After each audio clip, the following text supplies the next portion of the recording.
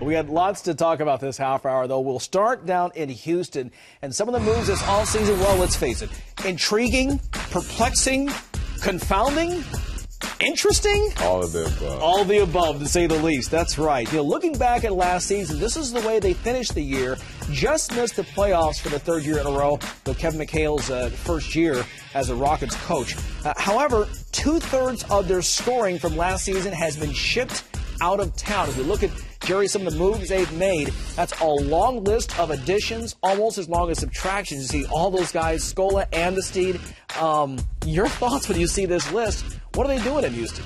I think they've decided to blow it up. I mean, I think other than adding Jeremy Lin, they got some really, really young players. He's only 23 years old himself. So they're planning for the future with this group. They got some guys that I felt were very, very good players in Scola and Lowry.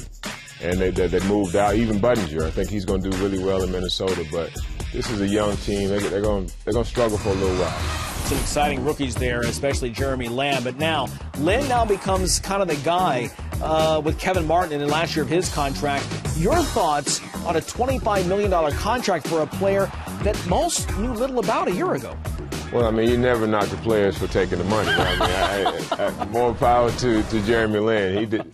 He deserves it. He did a lot of things in New York last year to help them, get to the playoffs. I mean, they were struggling mightily. They signed him, they picked him up, and they did well. But their contract, I think it was a little much for New York, especially when they had other options. They were able to sign Raymond Felton, able to bring him over. And I think right now he's a better point guard than Jeremy Lin. I don't know 3 years from now, but right now I think he's a better point guard. Something else, too, Houston isn't done dealing, certainly still out there kind of working some deals. On Wednesday, they waived John Brockman and Jerome Jordan. When they clear waivers, they're expected to sign the offer sheet for Omar Ashiq of the Bulls power forward. Chicago, they would have 3 days to match that if they choose to. Now, on Wednesday, right here on NBA TV, during our Summer League telecast, it was the Rockets coach, Kevin McHale, stopping by and talking with Joel Myers and Brent Barry and talking about the challenging but very exciting task ahead in coaching this very young Rockets team.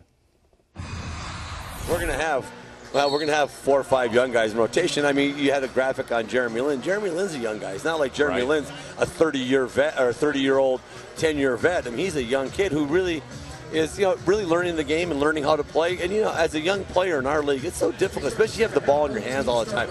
I was lucky I was a big stiff. They didn't throw it to me very often. Well, I threw it to you where you could do something. Yeah, only where I could do something. But, he's got the ball in his hand, a lot of responsibility. So it'll be interesting to see how he grows. But grows as a player, but I'm looking forward to coaching him.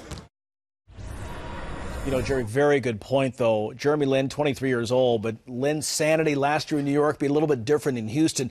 But he comes in now with a real target on his back. Oh, definitely. It's a bright red X on Mr. Lin's chest now. I mean, he's, guys are going to target him because this is a guy who just got $25 million at 3 years. I'm going to go at him. I'm going to attack him and show that I'm better than him. Maybe I might not get 25, but I can get 15. I mean, that's just the process of what's going to happen now that he has this money and he's in this spot. Interesting times in Houston, no question.